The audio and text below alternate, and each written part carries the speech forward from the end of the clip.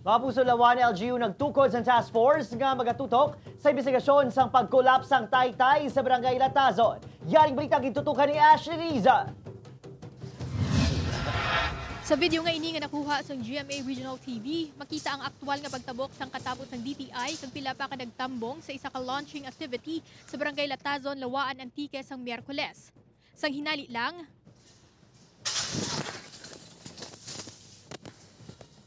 matapos nag-collapse ang Taytay, inina ang mga masunod nga eksena. 3 ka mga tawo ang napilasan matapos napilpilan sang konkreto nga poste.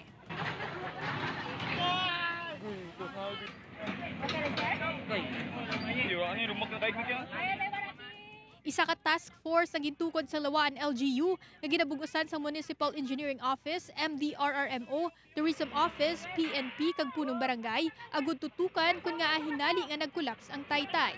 Kahapon sang liwat nga ginsapol sang alkalde ang concerned agencies para istoryahan ang natabo kag makadihon sang countermeasure agud malikawan ang kaangay nga aksidente.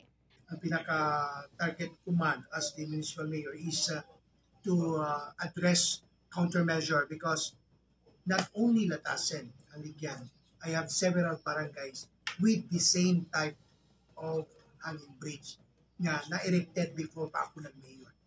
So kinanglan makounteran lagi para nga hindi namin ang may second time around.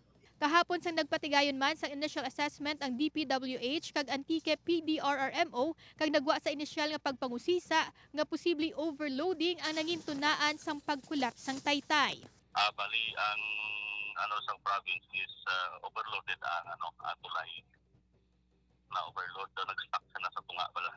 Suno sa punong barangay sang Latazon, tubtub sa 5 lang kuntani ang pwede makaagi sa Taytay. Pasiti na karang naglatay kara kundi diyan ako. Bali, lang ramo, namatamal ko, 3, 4, basta 5. Di kung magduro, okay man magduro, kung mapanaw lang sanda. Kaya di magduyo, magsilpi-silpi. Samtang paday naman yung ginabulong sa ospital ang 2 sa mga napilasan. Magabulig man ang LGU sa kagasuhanan sa pagpabulong sang mga ini. Balita halin sa Lawaan, Antique, Ashley Liza, 1 Western Visayas.